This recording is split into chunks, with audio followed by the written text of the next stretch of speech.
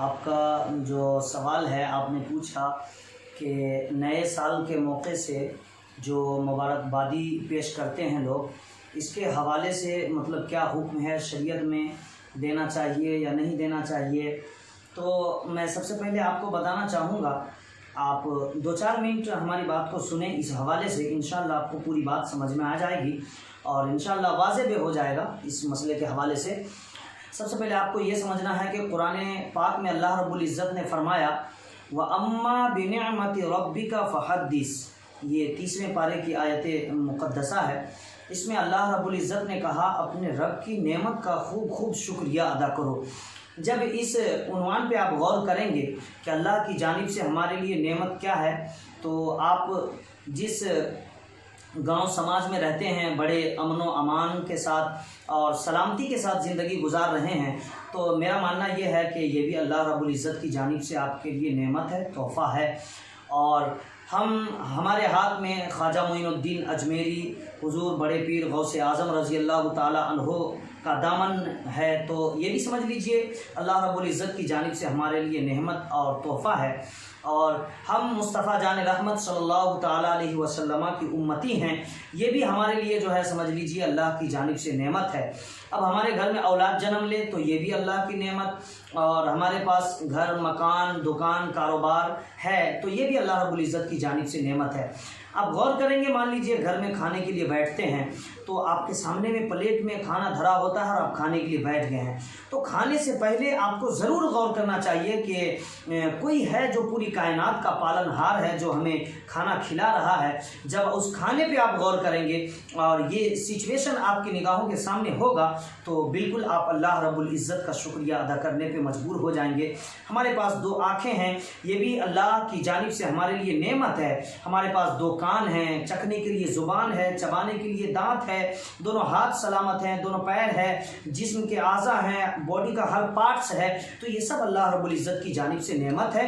अब अल्लाह रब्बुल इज़्ज़त ने क्या कहा कि अपने रब की नेमत का खूब खूब शुक्रिया अदा करो। तो हमारे पास ये जो कुछ भी मैसर है हमें शुक्रिया अदा करना चाहिए अल्लाह रब्बुल इज़्ज़त का। वो किस अंदाज में कि तूने मुझे पैदा किया, अच्छा रखा, इबादत की तौफीक दी, हाथ पैर आँख कान नाक जिस्म के हर आज़े को तूने सलामती के साथ रखा, ये तेरा एहसान है, फ़ज़ल है, करम है, तेरी इनायत है। ये अल्लाह रब्बुल इज़्ज़त के शुक्रिया अदा करने का तरीक़ा है। अब मैं आपको उस जानिब ले जाना चाह रहा हूँ कि अब मान लीजिए आज आप हैं, कल नहीं रहेंगे, कल का दिन मिल जाए आपको। आज 15 तारीख है, कल 16 तारीख है, आज 20 तारीख है, कल 21 तारीख है।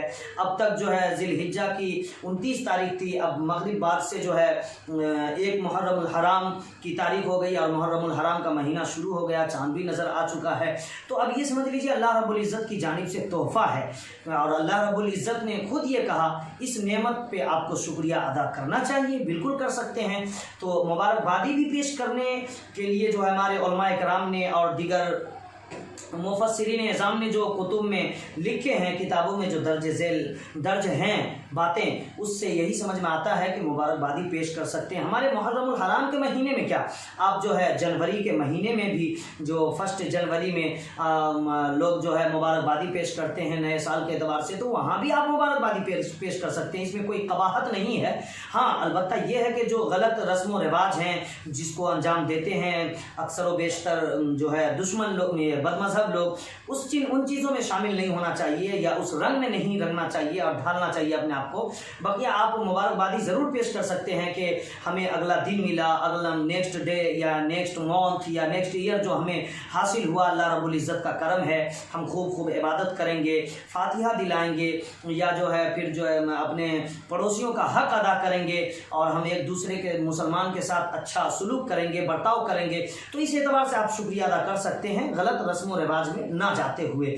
जब वहाँ अदा कर सकते हैं तो यहाँ अदा करने की तो कोई ममानत किताब में भी नहीं मिलती और मना होना भी नहीं चाहिए। हाँ, एक बात है जिसके एक इश्काल है जिसका मैं इजाला कर देना चाहूँगा। बहुत सारे लोग इस टॉपिक पे ये बात रखते हैं कि इस महीने में इमाम हुसैन पाक शहीद हुए और गालिबन किसी सहाबी को कत्ल भी किया गया था। तो देखिए ये सब चीज़ें कोई माने नहीं रखता है, इसलिए कि इन चीज़ों की कोई शरीयत में हैसियत नहीं है। इमाम हुसैन पाक शहीद हुए, उनके ऊपर जो जुल्म ज़्यादती के पहाड़ तोड़े गए, उन्हें जो मुसीबतों के पहाड़ उनके ऊपर तोड़े गए और जो उनको गुजरना पड़ा उन मुसीबतों से, इसका रंज और गम हमें भी है। लेकिन इमाम हुसैन पाक शहीद हुए, शहादत के मर्तबे पे फाइज हुए और उन्हें जो है शहीद आज़म का खिताब मिला। ये हमारे लिए फ़ख्र की बात है, हमारे लिए ये बहुत खुशी की बात है कि इमाम हुसैन पाक के शहीद होने से मजहब इस्लाम आज तक जिंदा है।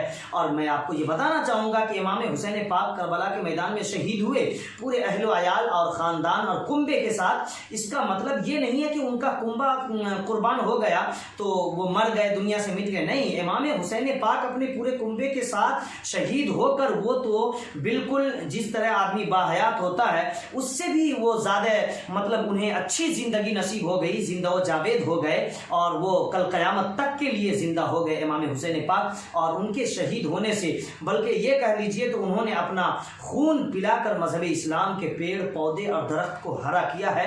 तो यहाँ भी हम मुबारकबादी पेश कर सकते हैं। हालांकि हदीस पाक में इन चीज़ों को पेश भी किया गया है और सहाबा इकराम जो है एक दूसरे को सिखाया भी करते थे। बाज़ लोगों ने कहा ये सही है, बाज़ लोगों ने कहा ये ज़ईफ़ है, लेना चाहिए नहीं लेना चाहिए। मैं वो इबारत पढ़ देता हूँ, अल्लाहुम्मा अदखिलहु अलैना बिल अमनि वल ईमान वस्सलामति वल इस्लाम व रिज़वानिम मिनर रहमानि व जवारिम मिनश शैतान। इसका मफ़हूम ये होता है कि अल्लाह रब्बुल इज़्ज़त हमें अमनो अमान के साथ, सलामती के साथ और शैतान की पनाह के साथ जो है अगले महीने में, अगले साल में दाखिल कर, या वो महीना हमें इनायत फरमा।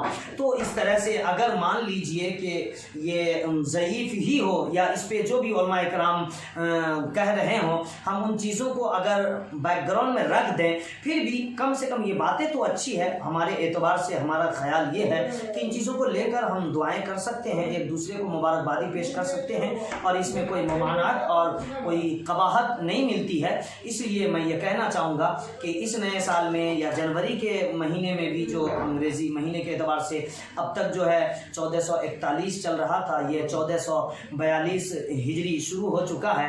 तो यहाँ से जो है हम एक दूसरे को मुबारकबादी भी पेश कर सकते हैं, बल्कि हर महीने में भी दे सकते हैं, हर दिन में भी दे सकते हैं, कहीं भी मना नहीं किया गया है। इस्लामी महीना है तो निचोड़ आपको ये समझना है कि मुबारकबादी पेश कर सकते हैं। अल्लाह रब्बुल इज़्ज़त ने हमें अगला महीना, अगला दिन, अगला साल ये इनायत किया। हम खूब इबादत करेंगे, फातिहा दिलाएंगे और जो है अल्लाह रब्बुल इज़्ज़त का जो फरमान है उसके मुताबिक ज़िंदगी गुजारेंगे।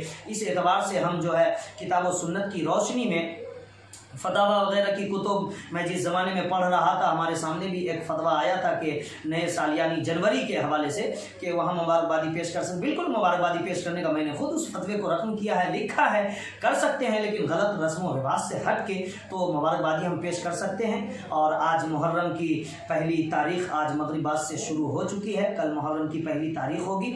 बिल्कुल मुबारकबादी पेश कर सकते हैं। और लॉकडाउन शॉटडाउन का ज़माना है तो कोरोना वायरस बीमारी की वजह से हुकूमत की पाबंदी, जानिब से जो पाबंदी है, हमें उसका ख्याल करते हुए हम मिलाद फातिहा भी बिल्कुल कर सकते हैं और करना भी चाहिए। इमाम हुसैन पाक को याद भी करना चाहिए और अपने औलाद को, अपने नस्ल को, अपने गांव समाज मुआशरे इलाके सोसाइटी वालों को भी इसके हवाले से बताना चाहिए कि इमाम हुसैन पाक की सीरत का दर्स उन्हें देना चाहिए ताकि वो लोग भी जानें, करबला के मंजर उनकी निगाहों के सामने भी हो।